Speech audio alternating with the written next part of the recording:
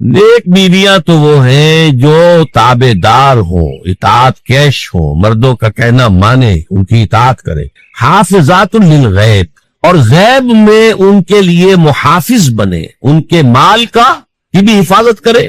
یہ نہیں خیانت کر کے شوہر تو گیا ہوا جو چاہو اس کے مال میں سے جس کو میں جو چاہوں دے دوں، نہیں، یہ وہ نہیں، اس کا مال جو ہے وہ اسی کا ہے، اس کی خیانت نہیں کرے گی، وہ امانت کے ساتھ حفاظت کرے گی، اور اس کے علاوہ اپنے نفس کی حفاظت کرے گی، اس لیے کہ وہ بھی اب شوہر کی امانت ہے۔ اب اس کا جو بھی جنسی معاملہ ہے وہ اس کے اپنے اختیار میں نہیں رہا، اس کو ملک بضع کہتے ہیں ہماری فقہ کے اندر، کہ در حقیقت اس کا اختیار کامل اب شوہر کے ہاتھ میں آ چکا ہے، اس کے جنسی اعضاء جو ہے وہ شوہر کے کنٹرول میں، ملک بضع، ملکیت گویا کہ اس کی ہے، لہذا اس میں کوئی خیانت اگر وہ کر رہی ہے تو وہ بھی اس کے خلاف ہو جائے۔ فالصالحات قانتات، تو نیک بیویاں وہ ہوتی ہیں جو تابعدار ہو، فرما بردار ہو، اور غیب میں یعنی شوہروں کی عدم موجودگی میں جبکہ موجود نہیں ہے حفاظت کرنے والی ہو، اور وہ حفاظت مال کی بھی اور ان کا اپنے نفس کی بھی، اور یہ کام آسان نہیں ہے، آپ کو معلوم ہے۔ شوہر کبھی 4 مہینے کے لیے باہر چلا گیا ہے، کبھی 1 سال کے لیے باہر چلا گیا ہے، عورت کے لیے اپنے نفس کو تھامے رکھنا، اپنی جنسی خواہشات کو، فسکی جوان عورت ہے، اس کی بھی تو نفسانی خواہشات ہیں، تو آسان کام نہیں ہے۔ یہی وجہ ہے، آپ کے علم میں ہوگا کہ واقعہ عجیب پیش آیا تھا، اس کو بیان کرتے ہوئے شرم بھی آتی ہے۔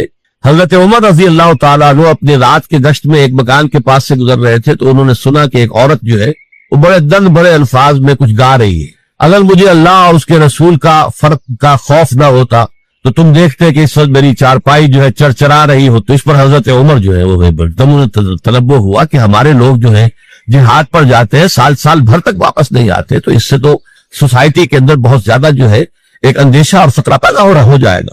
تو انہوں نے اب دیکھیے یہ بات بھی کہ دین میں کوئی شرم اور حیا اس معاملے میں نہیں ہے، کہ اپنی بیٹی سے پوچھا، حضرت حفصہ سے، اب وہ بیٹی بھی ہے اور ام المومنین بھی ہے، حضور کی اہلیہ ہے تو ام المومنین ہے، لہذا حضرت عمر کے لیے بھی ماں کے درجے میں ہے، اگرچہ ہے حضرت عمر کی صاحبزادی، کہ تم مجھے بتاؤ حفصہ ایک عورت زیادہ سے زیادہ کتنے عرصے تک صبر کر سکتی ہے؟ اور کوئی قباحت محسوس نہیں کی حضرت حفصہ رضی اللہ تعالی عنہا نے، 4 مہینے، تو پھر انہوں نے آرڈر نافذ کر دیا، کوئی مجاہد 4 مہینے سے زیادہ جو ہے وہ بحث پر نہ رہے، لازماً وہ آئے چھٹی لے کر اور وہ گھر پہنچے۔ آپ اس کی روشنی میں دیکھیے جو کچھ ہمارے ہاں ہو رہا ہے، امارات میں جو لوگ کام کرتے ہیں، سعودی عرب میں کام کرتے ہیں، باہر کے ممالک میں کام کرتے ہیں، جوان بیویوں کو یہاں چھوڑ جائے، پھر جو قصے ہوتے ہیں، جو سکینڈلز ہوتے ہیں، پھر جب وہ شوہر صاحب تشریف لاتے ہیں تو وہ دیور اور بیوی جو ہے مل کر اسے قتل کرتے ہیں، اس لیے کہ یہاں تو دنیا بدل چکی ہے، دیور کی اور بھابھی کے رشتہ کچھ اور ہی بچ چکا ہے، لہذا وہ قتل بھی کرتے ہیں، مال بھی سارا لے لیتے ہیں۔ یہ ساری خبریں آپ اخبارات میں پڑھتے ہیں، یہ کیوں ہے؟ فطرت کے خلاف ایک طرز عمل آپ اختیار کر رہے ہیں، یا تو اپنی فیملیز کو ساتھ لے کر جائیے، یا یہ ہے کہ پھر یہ مخفہ کا جو ہے معاملہ زیادہ، میں سمجھتا ہوں اس حدیث کے بعد جو حضرت عمر کا فیصلہ تھا 4 مہینے کا، اس سے زائد جو ہے باہر سٹے کرنا، اپنے گھر نہ آنا، ایک اعتبار سے گناہ کے درجے کی بات ہو جائے گی۔ علیکم بسنتی و سنت الخلفاء الراشدین المہدیین، تمہارے ذمہ ہے میری سنت بھی اور خلفاء راشدین جو ہے میری ان کی سنت۔ کچھ لوگ چاہے کہتے کہ نہیں یہ قرآن کے سطح کی نہیں ہے، لیکن یہ کہ اس کا دعویٰ تو ہو جاتا، لیکن تاریخ یہ بتا رہی ہے کہ سرے سے کسی شخص نے اس کی جرت نہیں دی، اس درجے وہ قرآن سے مرعوب ہوئے۔ تو حضور کا سب سے بڑا معجزہ جو آج تک زندہ ہے، اس کو ذہن میں رکھیے، میں نے جو حضرت موسیٰ حضرت عیسیٰ کے معجزات گنوائے ہیں وہ در حقیقت ان کی اپنی ذات کے ساتھ تھے۔ ید بیضا موسیٰ کے ساتھ تھا، عصا معجزہ اس وقت تھا جب موسیٰ کے ہاتھ میں تھا، اس کے بعد 250 برس تک وہ صندوق سکینہ جو ہے، تابوت سکینہ، اس میں وہ عصا رکھا رہا، لیکن اب وہ معجزہ نہیں تھا، وہ سوکھی لکڑی تھی، اس کے سوا کچھ نہیں۔ تو تمام انبیاء اور رسول کے معجزے ختم ہو گئے، وہ ان کی ذات کے ساتھ تھے۔ محمد الرسول اللہ کی رسالت دائمی ہے تا قیام قیامت، لہذا معجزہ بھی آپ کا دائمی ہے، وہ معجزہ آج بھی موجود۔ البتہ میں ادھر ضرور توجہ دلاؤں گا کہ قرآن مجید کے اعجاز کے 3 پہلو ہیں۔ پہلا پہلو، اور زیادہ تر اسی کی طرف توجہ زیادہ ہوئی ہے، وہ ہے قرآن کی فصاحت، بلاغت، ادبیت، اس کی چاشنی۔ ظاہر بات ہے کہ اس کا شعور اور ادراک صرف عربوں کو ہو سکتا ہے، بلکہ میرے خیال میں ناراض نہ ہو اہل عرب، تو آج کے عربوں کو بھی نہیں ہو سکتا۔ یہ اسی دور کے عرب، ان کی اپنی جو اس وقت کی زبان تھی، اس زبان میں فصحاء، بلغاء، شعراء، خطباء، ان کو اتنا ذوق تھا کہ وہ باقی پوری دنیا کو کہتے تھے یہ گونگے ہیں، بولنا ہمیں آتا، خطیب ہم ہیں، شاعر ہم ہیں، خطبہ ہم دے سکتے ہیں، شعر ہم کہہ سکتے ہیں، باقی سب تو عجمی ہے، گونگے ہیں، ان کے اندر نہ فصاحت ہے، نہ بلاغت ہے، نہ ان کے کلام میں چاشنی ہے، نہ اس کے اندر کوئی شکوہ ہے۔ یہ دعویٰ جنہیں تھا جب ان کے منہ بند ہو گئے قرآن کو سننے کے بعد کہ اس کلام کا کوئی مقابلہ ممکن نہیں ہے، جو ان کے سبع معلقہ کے شعراء میں سے آخری شاعر وہ ایمان لے آئے، اس کے بعد جب ان سے کہا گیا کہ اب آپ شعر نہیں کہتے، حضرت عمر نے ایک مرتبہ ان سے سوال کیا کیا بات ہے، اب آپ نے شعر کہنے چھوڑ دیے؟ تو ان کا جواب یہ تھا، اب بعد القرآن، کیا آپ قرآن کے بعد بھی اس کا امکان ہے کہ کوئی شخص اپنی فصاحت اور بلاغت کا کوئی اظہار کرنا چاہے؟ یہ تو فصاحت اور بلاغت کی ایک معراج ہے کہ جس تک کہ اب کسی انسان کی رسائی ممکن نہیں۔ تو فصاحت اور بلاغت جو ہے قرآن کی اور اس کی ادبیت، در حقیقت اس کا ادراک تو ہو سکتا ہے صرف اہل زبان کو۔ ہم لوگ جو ترجموں سے پڑھتے ہیں، چاہے کتنی گرامر پڑھ لے، کتنی صرف و نحو پڑھ لے، واقعہ یہ ہے کہ وہ جو ایک ہوتا ہے نفس پر جب انگلی آتی ہے تو جو ایک آپ کو فیل ہوتی ہے، وہ فیل ہم جو عجمی لوگ ہیں جن کی مادری زبان عربی نہیں ہے، وہ قرآن مجید کی فصاحت اور بلاغت کو اس طور سے نہیں سمجھ سکتے جیسے کہ اہل زبان سمجھ سکتے ہیں، اور خاص طور پر جیسے کہ اس زمانے کے اہل زبان نے سمجھا۔ آج چونکہ عربی زبان ویسے تو جو اس کی فصیح لینگویج ہے وہ جو کی تو اپنی اصل پر قائم ہے، وہ اسی قرآن کے دوفیل اور قرآن کے صدقے قائم ہے، ورنہ دنیا میں کوئی دوسری زبان نہیں ہے کہ جو 1500 برس تک اتنی پیور رہ جائے، اس میں تبدیلی آتی۔ خود اردو جو ہے 300 برس کی اردو، دکن کی اردو، ذرا اس کو کبھی پڑھیے تو آپ حیران ہوں گے کہ یہ اردو زبان اور آج کی اردو کوئی اور ہے۔ یہ صرف 200-250 برس کے اندر یہ انقلاب اردو میں ہو چکا ہے۔ عربی زبان 1500 برس سے وہ قائم ہے اپنی اسی جگہ پر، اور وہ صرف قرآن کا اعجاز اور قرآن کا فتویٰ ہے، لیکن باقی جو اصل میں بولی جانے والی زبانیں ہیں وہ بہت بدل چکی ہیں۔ لہذا تمام اہل عرب کے لیے بھی اب قرآن کے اس پہلو کو صحیح طور پر سمجھنا ممکن نہیں۔ قرآن کی جو اعجاز کے 2 پہلو ہیں، وہ ہے در حقیقت جو میری اور آپ کی توجہ کے خاص طور پر در حقیقت حقدار ہے، اور ہمیں ان کی طرف توجہ کرنی چاہیے۔ بدقسمتی سے اس کی طرف عام طور پر علماء نے توجہ نہیں کی، اس کی صرف ادبیت ہی کا چرچا ہوتا ہے۔ اصل میں قرآن مجید علم انسانی کی معراج، فکر، فلسفہ، حکمت، قرآن کی ابدی حکمت، قرآن کا ابدی فلسفہ، قرآن انسانی مسائل کا جو حل دیتا، قرآن نے سوشل سائنسز میں جس طریقے سے رہنمائی کی ہے، یہ 2 پہلو ہے اس کے اعجاز کے، جس کی کہ آج ہمیں ضرورت ہے کہ ہم اس کا شعور اور ادراک حاصل کریں۔ اس کے ضمن میں خاص طور پر علامہ اقبال کا نام لینا چاہتا ہوں۔ میرے نزدیک اس دور میں قرآن مجید کے اس اعجاز اور اس کے ایک معجزہ ہونے کے لیے سب سے بڑی دلیل علامہ اقبال کی شخصیت ہے۔ وجہ کیا ہے کہ علامہ اقبال علماء کے طبقے میں سے نہیں تھے۔ ظاہر بات ہے کہ جن کا پورا جو ہے جن کی زندگی گزرتی ہو قال اللہ و قال الرسول میں، ان کے دلوں میں عظمت قرآن کی، ان کے دلوں میں حضور کی محبت، یہ تو سمجھیے کہ ہونی ہی چاہیے۔ ان کے شب و روز اسی میں گزرتے ہیں، لیکن یہ کہ ایک ایسا شخص جس کی تعلیم ہے کالجوں کی، یونیورسٹیوں کی، جس نے مشرق اور مغرب کے فلسفے کھنگال ڈالے، وہ شخص اور وہ بھی اس دور میں جبکہ ہم پر مغرب سے مروبیت بہت شدید تھی۔ آج تو وہ مروبیت بہت کم ہو چکی ہے۔ آج تو ہمارا عام نوجوان جو ہے وہ آنکھوں میں آنسیں ڈال کر بات کرتا، اس میں خود اعتمادی ہے۔ ہمارا بھی اپنا ایک معاشی نظام ہے، ہمارا اپنا ایک سیاسی نظام ہے، ہمارا ایک اپنا سماجی نظام ہے، ہماری اپنی سوشل ویلیوز ہے۔ آج کا نوجوان الحمدللہ احیاء اسلام کی جد و جہد جو ہے وہ مرحلہ در مرحلہ بہرحال آگے بڑھ رہی ہے۔ وقت لگے گا، لیکن یہ کہ اس میں یقیناً ترقی ہوئی ہے۔ اسی کا مظہر یہ ہے کہ خود اعتمادی ہے، یہ کانفیڈنس۔ ہم جانتے ہیں کہ اسلام ایک دین ہے، مکمل دین ہے، اس کے پاس زندگی کے تمام مسائل کا حل ہے، لیکن یہ ہے آج 1985 کی بات۔ علامہ اقبال اس صدی کے آغاز میں گئے ہیں یورپ، جبکہ ہم محکوم تھے انگریز کے۔ ایک حاکم قوم کے ہاں جا کر اس سے مروبیت کتنی شدید اس وقت تھی، جو جاتا تھا اکثر و بیشتر جو ہے واپس آتا تھا تو کھڑے ہو کر پیشاب کرنا ضروری سمجھتا تھا، اس لیے کہ اس نے وہاں پر لوگوں کو یہی کرتے دیکھا۔ ان کا لباس، ان کی وضع پتا، ان کی تہذیب، ان کا تمدن، ہر طرح سے ان کے گن گاتا ہوا، ان کے لیے وہ بہت قصیدے جو ہے تعریف کے کہتا ہوا آتا تھا۔ لیکن ایک علامہ اقبال کی شخصیت وہ ہے کہ وہ یہ خود کہتے ہیں کہ میں اس آگ میں ڈالا گیا ہوں مثل خلیل، مغربی تہذیب کے اس الاؤ میں مجھے اس طرح ڈالا اللہ نے جیسے کہ حضرت ابراہیم کو آگ میں ڈلوایا۔ میں اس تہذیب کے اس الاؤ کے اندر سے ہو کر آ رہا ہوں، اور میں نے یہ دیکھ لیا ہے کہ یہ تہذیب کھوکھلی ہے، اس کے اندر کوئی پائیداری نہیں ہے، نظر کو خیرہ کرتی ہے تب چمک تہذیب حاضر کی، یہ سنائی مگر جھوٹے نگوں کی ریزہ کاری ہے، اور دیار مغرب کے رہنے والوں خدا کی بستی دکان نہیں ہے، کھڑا جسے تم سمجھ رہے ہو وہ اب زرے کا معیار ہوگا، تمہاری تہذیب اپنے خنجر سے آپ ہی خودکشی کرے گی، جو شاخ نازک پہ آشیانہ بنے گا نا پائیدار ہوگا۔ اب آپ اندازہ کیجئے وہ شخص جو بنیادی طور پر فلسفی ہے، فلسفے کا طالب علم، وہ جرمنی اور انگلستان میں جا کر فلسفے کھنگالنے کے بعد اسے اگر تسکین حاصل ہوئی، اس کی جو علم کی پیاس تھی اگر اسے سیری حاصل ہوئی تو صرف قرآن کے ذریعے سے، نہ کہیں جہاں میں اما ملی، جو اما ملی تو کہاں ملی میرے جرم خانہ خراب کو تیرے عفو بندہ نواز میں۔ یہ وہ شخص ہے آخری زندگی میں ان کا کام صرف ایک رہ گیا تھا، قرآن کی تلاوت۔ بڑے بڑے فلسفی ملنے آتے تھے علامہ اقبال سے ملنے، وہ سمجھتے تھے بڑی لائبریری ہوگی، جیسے بڑے وکیل اس کی لائبریری آپ کو معلوم ہے کتنی جلدیں رکھی ہوگی، خوبصورت جلدیں بنی ہوئی، ایسے ہی کوئی بڑا فلسفی، بڑا پروفیسر، اس کی سٹڈی، اس کی کتابیں بڑی مروب کن ہونی چاہیے، لیکن علامہ اقبال کے ہاں سب کتابیں اٹھوا دی تھی انہوں نے، صرف ایک کتاب رہ گئی۔ اور سید نذیر نیازی کا نام آپ نے سنا ہوگا، انہوں نے جب یہ گواہی دی ہے، یہ واقعہ شاید آپ کے علم میں نہ آیا ہو، یہ بہت اہم واقعہ ہے۔ وہ یہ لکھتے ہیں کہ میں نے ایک مرتبہ علامہ سے پوچھا کہ کچھ لوگ اعتراض کرتے ہیں یا یہ خیال ظاہر کرتے ہیں کہ آپ نے اپنا فلسفہ خودی نیٹشے سے لیا ہے، کوئی کہتا فلاں سے لیا ہے، کوئی کہتا فلاں سے لیا ہے، کچھ آپ خود بتا سکیں گے کہ آپ کے فلسفہ خودی کی سورس کیا ہے؟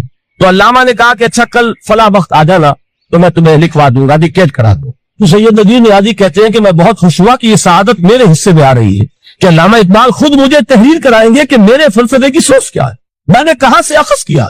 دوسرے روز وہ گئے، حاضر ہوئے، بڑے ہی ارمانوں کے ساتھ پینسل اور کاپی لے کر بیٹھے۔ علامہ نے فرمایا ذرا قرآن مجید نکال لاؤ۔ وہ قرآن مجید لائے، حیران ہوئے، یہ فلسفے کا سورس مجھے ڈکٹیٹ کرانے چلے تھے، یہ قرآن مجید کہہ رہے؟ کہا کہ ذرا سورۃ الحشر اس کا آخری رکوع، وَلَا تَكُونُوا كَالَّذِينَ نَسُوا اللَّهَ فَأَنسَاهُمْ أَنفُسَهُمْ أُولَٰئِكَ هُمُ الْفَاسِقُونَ۔ اے لوگوں، ان لوگوں کے مانند نہ ہو جانا جنہوں نے اللہ کو بھلا دیا تو اللہ نے انہیں اپنی خودی سے غافل کر دیا، اپنے آپ سے بیگانہ بنا دیا، یہی ہے لوگ جو فاسق ہیں۔ علامہ نے کہا میرے فلسفے کی سورس یہ میں آپ کو بتانا چاہتا ہوں۔ اس معنی میں میں کہتا ہوں کہ اس دور میں علامہ اقبال کی شخصیت کو میں اعجاز قرآن کا سب سے بڑا مظہر سمجھتا ہوں۔ ایک شخص 20ویں صدی عیسوی کی شخصیت، اور پھر یہ کہ وہ کہیں مسجد اور کسی مدرسے کے ماحول میں پلا بڑھا نہیں ہے، بلکہ اسکولوں اور کالجوں میں، یونیورسٹیوں میں، اور صرف ہندوستان میں نہیں، انگلستان اور جرمنی کی یونیورسٹیوں میں رہا، جس میں اپنا لوہا منوایا ہے۔ وہ شخص اگر یہ کہتا ہے کہ میرے لیے فکر کی بنیاد، میرے فلسفے کی سورس، میری تمام سوچ کی رہنمائی جو ہے وہ اس کتاب نے کی ہے، تو معلوم ہوا کہ واقعتاً یہ قرآن مجید آج بھی معجزہ۔ یہ بات تو ہوئی فلسفے اور فکر کے اعتبار سے۔ دوسرا پہلو جو اپلائیڈ پہلو ہے، اس دور کے اعتبار سے وہ اہم تر ہو گیا ہے۔ انسان کے لیے جو پیچیدہ تمدنی مسائل ہیں، سیاسی مسائل کو کیسے حل کیا جائے، معاشی مسائل کا حل کیسے ہو، سماج میں توازن کیسے ہو، مرد اور عورت کے درمیان توازن کیسے ہو، ہوتا کیا ہے یا عورت بھیڑ بکری کی طرح کی ملکیت بن جاتی، ہمارے ہاں اردو میں جو اس کا محاورہ ہے کہ جوتی کی نوک، یہ اس کی حیثیت ہو جائے گی، یا دوسری طرف عورت کلوپیٹرا بن کر قوموں کی قسمتوں سے کھیلے گی۔ دنیا میں یہ دو انتہائیں ہوئی، کہاں نقطہ عدل کہاں ہے، کیسے بیلنس جو اسٹرائک کیا جائے، مردوں کے حقوق اور فرائض اور خواتین کے حقوق اور فرائض، اس میں صحیح ترین ایکویشن ہے کیا؟ کسی طریقے سے فرد اور اجتماع، فرد اور ریاست، یا تو یہ کہ انسان کی انفرادی آزادی اتنی جا رہی ہے، مادر قدر آزاد، جس کا مظہر یہ ہے کہ آج انگلستان میں دو مرد بھی میاں اور بیوی کی حیثیت سے رہ سکتے ہیں، قانون تسلیم کرے گا ہسبینڈ اینڈ وائف، ان کو وہی حقوق حاصل ہو، یہ ہے وہ آزادی۔ اور یا پھر یہ ہے کہ جو روس میں ہے یا دوسرے ممالک میں ہے کہ آزادی بالکل ختم، اور معلوم ہوا کہ ٹوٹلیٹیرین سوسائٹی ہے، مستبدانہ نظام، ان کے درمیان نقطہ عدل کہاں ہو؟ اسی طرح سرمایہ اور محنت، اگر ذرا سا سرمایہ کو چھوٹ ملتی ہے وہ مزدور کا خون چوستا ہے اور اس کا حق اس کو نہیں دیتا۔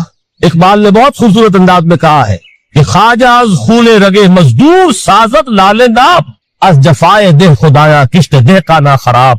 انقلاب انقلاب انقلاب، ایک طرف سرمایہ دار ہے جو مزدور کی رگوں میں سے خون نچوڑ کر سرخ شراب کا پیمانہ لے کر بیٹھا ہوا ہے، وہ در حقیقت مزدور کا خون ہے جو پی رہا ہے۔ ایک طرف وہ زمیندار اور جاگیردار ہے جو کاشتکار کا خون جو ہے چوس رہا ہے۔ تو یہ یا تو یہ انتہا ہے، اور یا یہ ہے کہ اگر ذرا آپ مزدور کو یا اس کارکن کو تھوڑا تحفظ دیجئے تو وہ کام نہیں کرتا۔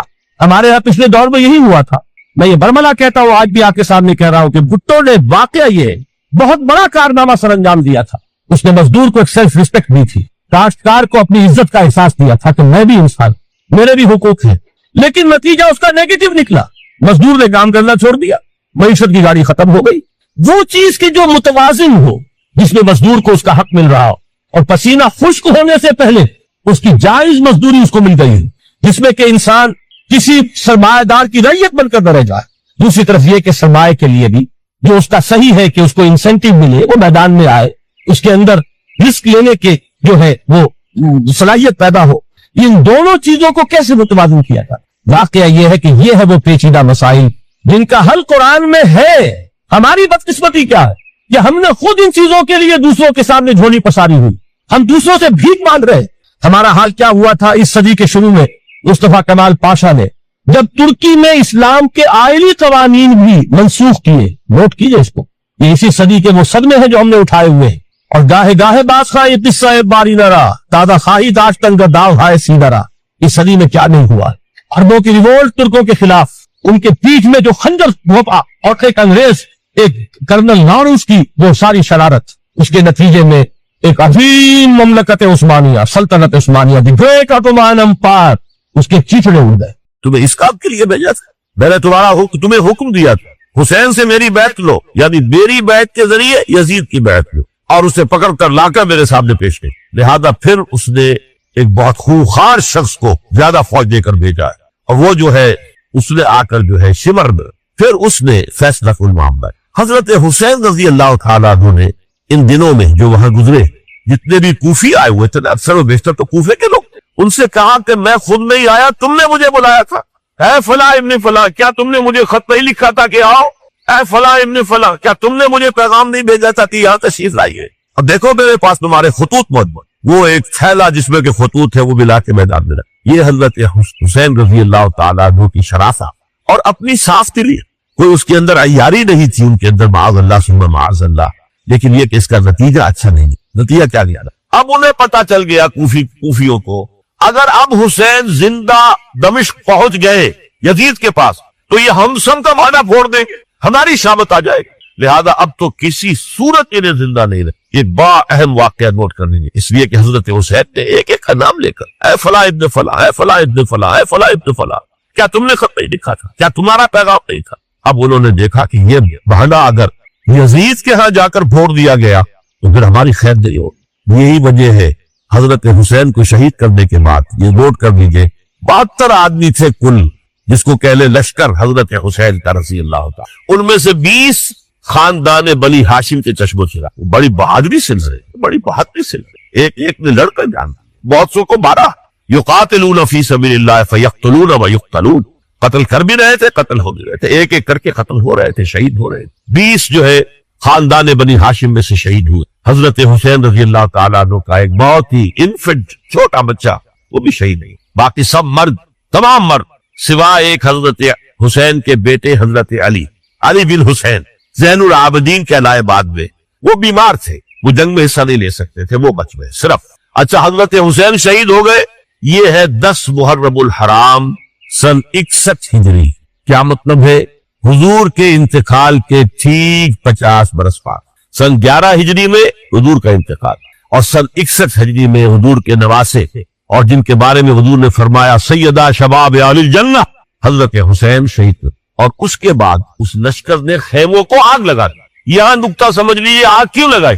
انہیں معلوم تھا ہمارے خلاف ڈاکومنٹری پروف موجود ہے وہاں پر، وہ ہمارے خطوط کے تھیلے وہاں موجود ہیں، اگر وہ باقی رہ گئے تو ہماری شامت آ جائے گی، ہمیں کون بچائے؟ ورنہ ظاہر بات ہے کہ اگر تو دشمنی کے انداز میں بات ہوتی تو خواتین کی بھی بے حرمتی کی نہیں ہوتی، لیکن نہیں، کسی نے، ظاہر بات ہے کہ خانوادہ نبوت کی کسی خاتون کی بے حرمتی نہیں، قطعاً نہیں کی، لیکن خیمے جلانا ان کی ضرورت تھی تاکہ وہ ریکارڈ جو ہے ان کا وہ تلف ہو جائے، سارے خطوط جو ہے وہ جل جائیں تاکہ ان کے خلاف ثبوت باقی نہ رہے. یہ عظیم سانحہ کربلا ہے.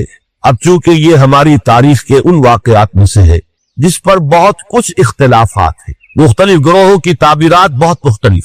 ایک طرف اہل تشیع کا اپنا بیان ہے، دوسری طرف اہل سنت کا ایک اجماعی بیان ہے، تیسری طرف کچھ ایسے لوگ پیدا ہو گئے جو حضرت حسین رضی اللہ تعالیٰ عنہ پر الزام لگا رہے اہل سنت میں سے کہ وہ تو حکومت کے طالب تھے، اقتدار کے خواہش مند تھے، واجب القتل تھے. معاذ اللہ ثم معاذ اللہ ثم معاذ. حضرت حسین اگرچہ صغار صحابہ میں سے تھے، یعنی حضور کی حیات طیبہ میں ابھی چھوٹے بچے تھے، لیکن ان کا شمار صحابہ میں ہے. اور پھر یہ وہ شخص ہے جو حضور کی گود میں کھیلا ہے، یہ وہ ہے جو حضور کے شانوں کے اوپر جس نے سواری کی. علامہ اقبال نے جیسے حضرت اسماعیل کے لیے کہا ہے کہ وہ فیضان نظر تھا یا کہ مکتب کی کرامت تھی، سکھائے کس نے اسماعیل کو آداب فرزندی. ظاہر بات ہے حضرت اسماعیل किसी स्कूल और मदरसे दारुल उलूम में पढ़े नहीं थे कि वहां पता चलता कि वालिद का हक क्या है। ये फैजान नसर था, इब्राहिम की निगाह का ये फैजान था कि बेटे के अंदर वो जज्बा पैदा हुआ कि या अबा तिफअल मा तुमर, अब्बा जान जो ख्वाब आप देख रहे हैं और जो हुक्म आपको ख्वाब के जरिए मिल रहा आप कर गुजरिए, सतजदुनी इंशाअल्लाह मिनस साबिरीन। तो इस्माईल का मामला अगर ये था फैजान नजर से, तो हजरत इस्माईल को हजरत इब्राहिम के पास ज्यादा रहे भी नहीं, वो तो मक्के में रहे। हजरत उस्मान जो हजरत इब्राहिम तो शाम में रहते थे, कभी कभी आ जाते थे, इससे ज्यादा मामला नहीं। वो फैजान नजर हजरत इस्माईल को था, तो हुजूर सल्लल्लाहु अलैहि वसल्लम का फैजान नजर कितना होगा उसका आप अंदाजा की। ये कोई जंग इफ्तिदाद नहीं थी, माअज़ल्लाह सुम्मा माअज़ल्लाह सुम्मा माअज़ल्लाह, बल्कि उन्होंने अपना एक फर्ज मनसब भी समझाया कि मेरे नाना का लाया हुआ निजाम और उसके उसूल अब टूट रहे। जैसे हजरत अबू बकर का कौल मैंने आज भी आपको सुनाया, अयुबद्दलुद्दीन व अना हय्युन, क्या दीन में तरमीम और तनसीख की जाएगी, दीन की बातों को बदल दिया जाएगा जबकि मैं अभी जिंदा हूं। इसी तरीके से गोया के जबान हाल से हजरत हुसैन और अब्दुल्लाह इब्न जुबैर रजी अल्लाह तआला अन्हुम इन दोनों ने ये फैसला किया कि हम रोकेंगे इसको। आप इख्तिलाफ कर सकते हैं कि हजरत हुसैन की राय सही थी या हजरत अब्दुल्लाह इब्न अब्बास की राय सही थी, ये कह सकते हैं आप, लेकिन किसी की नीयत पर हमला नहीं कर सकते। इसी तरीके से बाहर लोग जो है हजरत अब्दुल्लाह इब्न अब्बास, अब्दुल्लाह इब्न उमर, उनकी नीयतों पर हमला करते। उनको तो यजीद ने दौलत से खरीद लिया था, माअज़ल्लाह सुम्मा माअज़ल्लाह सुम्मा माअज़ल्लाह। ये दोनों जलील क़द्र सहाबा है, ये तो सिगारे सहाबा में से नहीं है, एक जवान थे पूरे हुजूर के जमाने में, जंगों में हिस्सा लिया है। हजरत अब्दुल्लाह इब्न उमर ने, अब्दुल्लाह इब्न अब्बास ने रज़ी अल्लाह तआला, उन्हें कोई रकम नहीं खरीद सकती थी, कोई दौलत नहीं खरीद सकती। जो राय उन्होंने कायम की अपने आनतन कायम। और हमारे यहाँ उसूल ये है कि जब कोई नई सूरत हाल पैदा हो जाए और इज्तिहाद की जरूरत पेश आ जाए और पूरी कोशिश करके मुज्तहिद इज्तिहाद कर रहा है, तो अगर उसे गलती भी हो जाए, मुज्तहिद मुख्ती खताकार उसको भी अकेला सवाब नहीं, और मुज्तहिद मुसीब वो मुज्तहिद थे जिसकी राय सही, जिसका फैसला सही, उसे दोहरा सवाब मिलता। इनके माबैन एक इख्तिलाफ राय का हुआ, इज्तिहाद का। आया ये गलती इतनी बड़ी है कि उम्मत में तफरका पैदा किया जाए, अमन अमान को बर्बाद किया जाए, खूरेजी का बाजार गर्म किया जाए, या नहीं?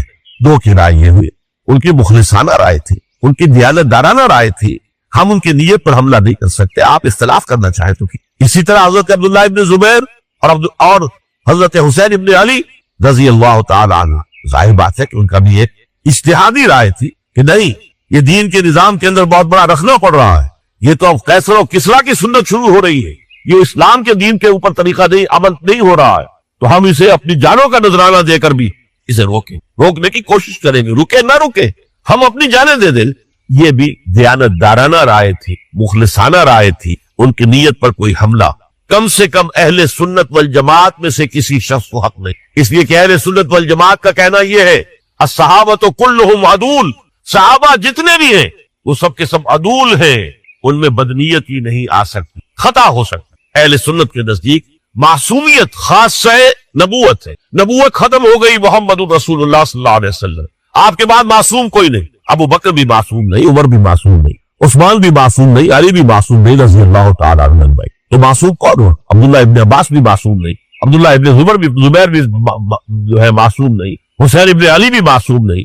इसी तरीके से अब्दुल्लाह इब्न उमर, अब्दुल्लाह इब्न जुबैर कोई मासूम, उन्होंने अपनी राय कायम की है, उस पर अमल किया है दियानतदाराना सिंसेरिटी के साथ, और उनके लिए अल्लाह ताला के यहाँ हर तरह का अजर व सवाब सबके लिए। हजरत अब्दुल्लाह इब्न जुबैर की राय इस एतबार से बेहतर साबित की, उन्होंने मक्के में फिर हुकूमत कायम की, 9 बरस तक उनकी हुकूमत कायम है, बनु उमैया खत्म नहीं कर सके। सन 73 में जाकर उनकी शहादत हुई, और एक मरहला तो वो भी आया था कि शाम और मिस्र की दोनों सूबे जो है वो भी उनके तहत आ गए थे। तो वाकया ये है कि अगरचे हुजूर ने हमें मना किया है कि कभी ये ना कहा करो कि ऐसा होता तो ऐसा हो जाता, नहीं, जो हुआ अल्लाह की मर्जी से हुआ, अल्लाह के हदीस के अल्फाज है, इन्न कलिमत लौ तफ्तहु अमल शैतान, ये जो लो काश ये हो जाता, काश यूं हो जाता तो बड़े अच्छे नतीजे निकलते, यहाँ से शैतान का अमल शुरू हो जाता। वरना वाकया ये है कि दिल से ये बात निकलती। अगर हजरत हुसैन और अब्दुल्लाह इब्न जुबैर यकजा हो जाते और मक्के को अपना मरकज बनाकर जो अजीम मकसद उन्होंने अपने सामने रखा था कि ये जो रिवायत गलत आ रही है इस्लाम के दीनी सियासी निजाम के अंदर, इसको हम रोकेंगे, تو اللہ تعالیٰ انہیں کامیابی عطا فرمائے. لیکن یہ پھر ہم کہیں گے ما شاء اللہ کان وما لم یشاء لم یکن. جو اللہ نے چاہا وہ ہوا اور جو اللہ نے نہیں چاہا وہ نہیں. حضرت حسین کو وہ عظیم شہادت اللہ نے دے دی, وہ اونچا مقام عطا کرنا تھا, اور پھر ان کی عظیمت, ان کا صبر, ان کا ثبات, ان کا استقلال.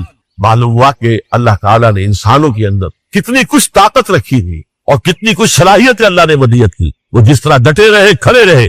واقعہ یہ ہے کہ وہ بھی نوع انسانی کے لیے ہمیشہ کے لیے ایک سبق ہے, اور وہ سبق یہ ہے کہ آپ حق, جو بھی آپ حق سمجھے اس حق کے اوپر ڈٹ کر کھڑے ہو جائیں, اور اس میں پرواہ نہ کیجئے کہ آپ کی نفری کم ہے یا آپ کے ساتھ تعداد زیادہ. کوئی خیال نہ کیجیے, اس کے فکر نہ کیجیے کہ حالات ادھر ہے یا ادھر ہے, حالات سازگار آپ کے دشمن کے ساتھ ہے یا آپ کے ساتھ ہے. کوئی فکر نہ کیجیے. حق ہے, اس کا ساتھ دینا لازم ہے, اس کے لیے جان دے دینا یہ سب سے بڑی کام. وَلَا تَقُولُوا لِمَن يُقْتَلُ فِي سَبِيلِ اللَّهِ أَمْوَاتٌ.